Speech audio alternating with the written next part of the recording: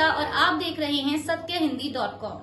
चलिए एक नजर डालते हैं अब तक की सुर्खियों पर। अपने विवादित बयानों के चलते हमेशा सुर्खियों में रहने वाले उत्तराखंड के पूर्व कैबिनेट मंत्री और बीजेपी विधायक बंशीधर भगत ने एक बार फिर ऐसा बयान दिया है जिसकी वजह से वह विवादों से घिर गए हैं। उत्तराखंड के हल्द्वानी में अंतर्राष्ट्रीय बालिका दिवस के मौके पर एक समारोह के दौरान भगत ने कहा कि जब विद्या मांगने की बारी आती है तो सरस्वती को पटाओ, शक्ति मांगनी हो तो दुर्गा को पटाओ और अगर धन चाहिए तो लक्ष्मी को पटाओ। लेकिन भगत यही नहीं रुके और उन्होंने भगवान शिव और विष्णु पर भी टिप्पणी कर डाली। उन्होंने कहा कि एक पुरुष भगवान शिव हैं जो हिमालय पर जाकर पहाड़ पर ठंड में पड़े हुए हैं।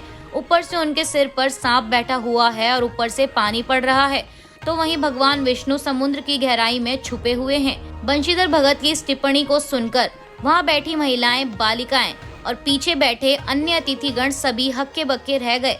हालांकि अभी तक ना उन्होंने और ना ही पार्टी ने उनके इस बयान पर स्पष्टीकरण दिया है। बता दें कि पूर्व में भी वह इस तरह के विवादित बयान दे चुके हैं।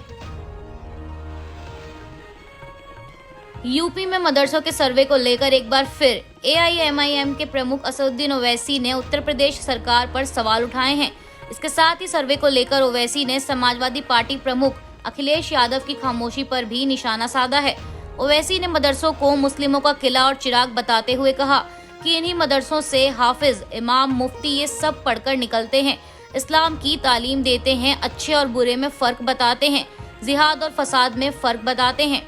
ओवैसी ने आगे कहा कि हमारे मुल्क में मदरसों को निशाना बनाया जा रहा है। यूपी में हो रहे सर्वे की मैं निंदा करता हूँ। मैं पूछता हूँ कि सर्वे की जरूरत क्यों है? सर्वे के बाद क्या हालात होंगे?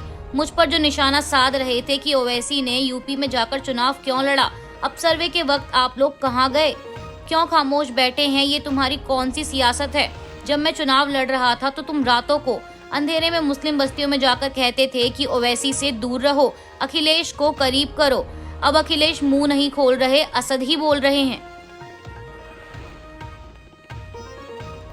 बिहार के मुख्यमंत्री नीतीश कुमार ने गृह मंत्री अमित शाह के सारण जिले में जेपी के गांव सिताब दियारा में दिए गए एक भाषण पर पलटवार करते हुए पूछा कि जेपी आंदोलन के समय अमित शाह कहां थे।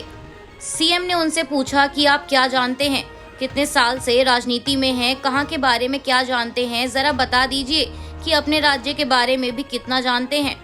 नीतीश कुमार ने आगे कहा कि उन्हें गुजरात में 2002 से मौका मिला, जबकि जेपी आंदोलन 1974 में हुआ था। ये लोग कुछ से कुछ बोलते रहते हैं, जो मर्जी हो बोलते रहें, बिना मतलब का उसकी कोई वैल्यू नहीं है। वहीं इससे पहले गृह मंत्री अमित शाह ने ट्वीट कर लिखा था कि जेपी का नाम लेकर राजनीति में आए लोग अब 5-5 बार पाला बदलकर जेपी के सिद्धांतों को दरकिनार कर चुके हैं और आज सत्ता सुख के लिए उसी कांग्रेस की गोदी में बैठ गए हैं। शाह के इसी ट्वीट का जवाब देते हुए नीतीश ने कहा कि जिन लोगों का आजादी के आंदोलन में कोई योगदान नहीं रहा वो आजकल इसका समारोह मना रहे हैं। इसके साथ ही उन्होंने लोगों से ये याद रखने की भी अपील की कि आखिर बापू को किसने मारा।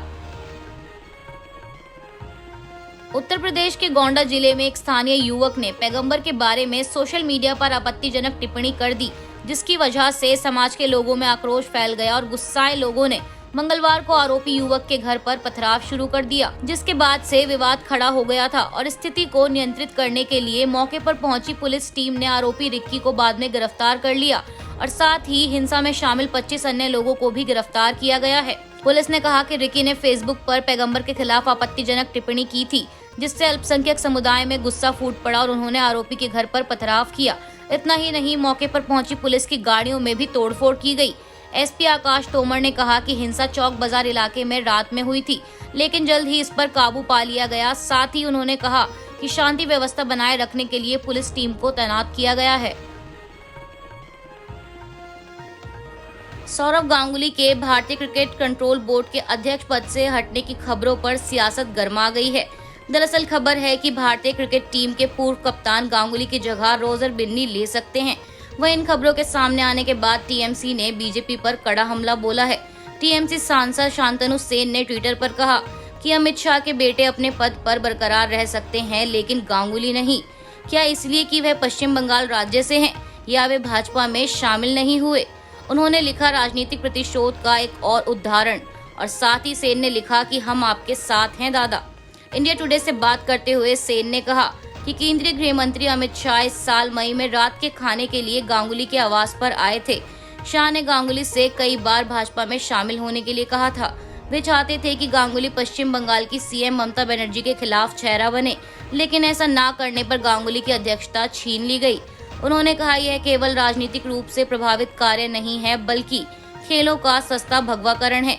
वहीं पिछले एक हफ्ता से चल रही कशमकश के बाद यह फैसला किया गया कि बेंगलुरु के रहने वाले 76 वर्षीय बिन्नी बोर्ड के 36वें अध्यक्ष होंगे और केंद्रीय गृह मंत्री अमित शाह के बेटे जय शाह लगातार दूसरे कार्यकाल के लिए बीसीसीआई सचिव बने रहेंगे।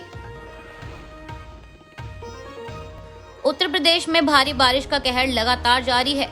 प्रदेश के आधा दर्जन जिले बाढ़ की चपेट में आ चुके हैं और बारिश के बाद हुए हादसों में अब तक पिछले 24 घंटों में करीब 11 लोगों की मौत हो गई है। वहीं इस बीच मुख्यमंत्री कार्यालय से मिली जानकारी के मुताबिक योगी आदित्यनाथ ने राज्य में अत्यधिक बारिश, बिजली गिरने और बारिश से जुड़ी अन्य घटनाओं में लोगों की मौत पर शोक जताया है और मृतकों के परिजनों को तत्काल सहायता राशि देने का निर्देश दिया है।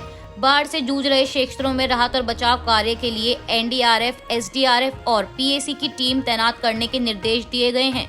गोरखपुर में भारी बारिश के कारण राप्ती नदी का जलस्तर बढ़ गया है, जबकि अयोध्या में भी ऐसी ही स्थिति बनी हुई है। अयोध्या के डीएम ने बताया कि जल स्तर बढ़ रहा है, टीमें लगा दी गई हैं, नाव की व्यवस्था की गई है, एसडीआरएफ की टीम भी लगाई गई है। सर्वे जारी है, जिन्हें आवश्यकता होगी उनकी मदद की जाएगी। रूस ने मेटा यानी फेसबुक को आतंकी और चरमपंथी संगठनों की लिस्ट में डाल दिया है। बता दें, Meta social media platform Facebook और इंस्टाग्राम की पेरेंट कंपनी है। रूस और यूक्रेन युद्ध के दौरान बड़े ताज़ा तनाव के बाद रूस की ओर से यह कदम उठाया गया है। रूस की नज़र में मेटा एक आतंकवाद और चरमपंथ फैलाने वाली संस्था है। गौरतलब है कि रूस ने मार्च में ही फेसबुक और इंस्टाग्राम को बैन कर दिया था। ये बैन चरमपंथी गतिविधियों के लिए लगाया गया था। रूस ने इस साल फरवरी में यूक्रेन पर हमला किया था। इसके बाद रूस ने आरोप लगाया था कि सोशल मीडिया प्लेटफॉर्म्स रूस के खिलाफ दुष्प्रचार कर रहे हैं। रूस का आरोप था कि मेटा ने यूक्रेन में जारी उसके सैन्य अभियान के दौरान रूसोफोबिया को बर्दाश्त किया। आज के लिए बस इतना ही। बाकी की खबरों के लिए बने रहिए सत्यहिंदी.com के साथ।